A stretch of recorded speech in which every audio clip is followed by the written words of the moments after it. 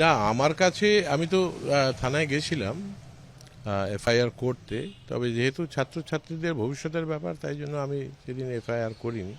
তো আর আমার কাছে জানতে এসেছিলেন যে ওই দিন কী ঘটনা ঘটেছিল সামগ্রিকভাবে এবং বিশেষ করে আমার বিরুদ্ধে। তো আমি ওদেরকে বলেছি যে যাদবপুর বিশ্ববিদ্যালয়ে তো সিসিটিভি নেই, কিন্তু সৌভাগ্যক্রমে সমস্ত সংবাদ মাধ্যমের ক্যামেরা ছিল আর সব কিছু ভিডিও বন্দী আছে, তাই জন্য ভিডিওগুলি দেখলেই আর কি আপনারা সত্যতা সমস্ত কিছু জানতে পারবেন। পাম্প চালিয়ে উঠছে বিল, কেএসবি পাম্প বাঁচায় বিদ্যুৎ, বিলের প্রবলেম গেল। বিদ্যুৎ সাশ্রয়কারী জার্মান টেকনোলজিতে তৈরি কেএসবি পাম্প, পয়সা বাঁচাও, টেনশন ভাগাও।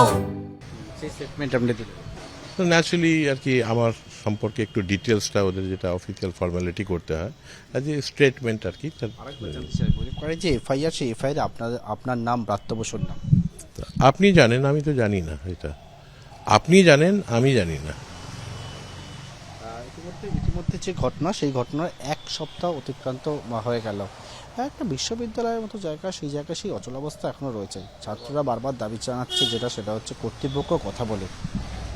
তো এটা তো কর্তৃপক্ষ আর বিশ্ববিদ্যালয় পরিচালনার একটা বিষয়, এবং এই যারা এই কথা বলছে তারা কি স্বীকার করেছে যে তারা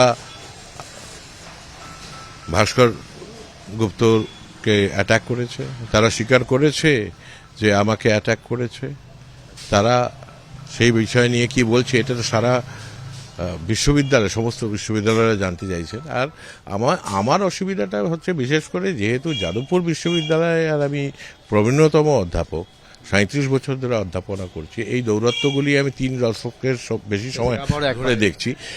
আমার কাছে সবচাইতে বড় ব্যাপার হচ্ছে যে 3,500 জন অধ্যাপক যাদবপুর বিশ্ববিদ্যালয়ে এসছেন, যাদবপুর বিশ্ববিদ্যালয় ভেনিউ হিসাবে হোস্ট, সেখানে যারা গেস্ট ডেলিগেট তাদের সামনে বিশ্ববিদ্যালয়ে এই যে কদর্য রূপ আর কি কিছু দুষ্কৃতীরা, ছাত্ররূপী দুষ্কৃতীরা তুলে ধরেছে, এটার জন্য লজ্জায় আমার মাথা হেঁট হয়ে যাচ্ছে। হাইকোর্টের নির্দেশের পরই যাদবপুর কাণ্ডের তদন্তে নড়ে চড়ে বসেছে পুলিশ, আর এবার শিক্ষামন্ত্রী ব্রাত্য বসুর গাড়ির চালককে জিজ্ঞাসাবাদ পুলিশের।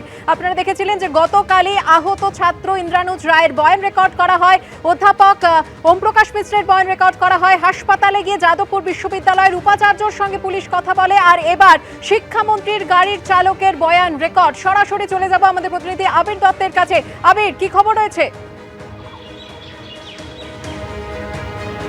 দেখো, যেটা পুলিশ সূত্র থেকে জানা যাচ্ছে যে কলকাতা হাইকোর্টের নির্দেশের পর যে অভিযোগ দায়ের করা হয়েছে, অর্থাৎ যে অভিযোগ ইমেল মারফত পাঠিয়েছিলেন ইন্দ্রানুজ রায় হাসপাতাল থেকে, সেই ইমেলের ভিত্তিতে যে অভিযোগ দায়ের করা হয়েছে, সেখানে আমরা জানি ব্রাত্য বসুর গাড়ির চালক ওমপ্রকাশ মিশ্র সহ আরও অন্যান্যদের নামে অভিযোগ হয়েছে। সেই অভিযোগের ভিত্তিতে যেটা জানা যাচ্ছে যে ওমপ্রকাশ মিশ্রকে জিজ্ঞাসাবাদের প্রক্রিয়া চালানো হয়েছে, তার বয়ানও নেওয়া হয়েছে। তার সঙ্গে সঙ্গে ব্রাত্য বসুর যিনি গাড়ির চালক, অর্থাৎ যেদিনকে যাদবপুর বিশ্ববিদ্যালয়ে যে উত্তেজনার পরিস্থিতি তৈরি হয়, সেদিনকে ব্রাত্য বসুর যে গাড়িতে তিনি ছিলেন, সেই গাড়িতে স্টিয়ারিং যার হাতে ছিল, সেই ব্যক্তিকে কিন্তু ইতিমধ্যে জিজ্ঞাসাবাদ করা হয়েছে বলে পুলিশের তরফ থেকে জানানো হচ্ছে। এবং তাকে যে জিজ্ঞাসাবাদ করা হয়েছে তার বয়ানও বা স্টেটমেন্ট সেটা ইতিমধ্যে রেকর্ড করা হয়েছে। তোমায় জানিয়ে রাখি যে এই যে ঘটনা ঘটেছিল যাদবপুর বিশ্ববিদ্যালয়ের ভেতরে, সেখানে 9টি এফআইআর মোট হয়েছে। তার মধ্যে 1 তারিখে হয়েছে 7টি, 2 তারিখে হয়েছে 2টি, 2 তারিখে হয়েছে 1টি, এবং পরবর্তীকালে হাইকোর্টের নির্দেশে 5 তারিখে হয়েছে আরও 1টি। এবং এই যে 9টি অভিযোগ, সেই অভিযোগের তদন্ত সমান্তরালভাবে চলছে, এমনটাই পুলিশ সূত্র থেকে জানা যাচ্ছে।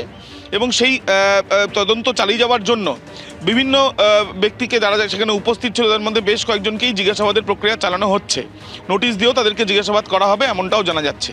তোমায় জানিয়ে রাখি যে ব্রাত্য বসুর গাড়ির চালক, তিনি যে গাড়িতে ছিলেন, সেই গাড়িতে কি ঘটনা ঘটেছে, গাড়ির সামনে কতজন উপস্থিত ছিল, বা সম্পূর্ণ বিষয়টা জানার জন্যই তদন্তকারী আধিকারিকরা তারা গতকালই জিজ্ঞাসাবাদ করেছেন ব্রাত্য বসুর গাড়ির চালককে, এমনটাই জানা যাচ্ছে। ধন্যবাদ আবির।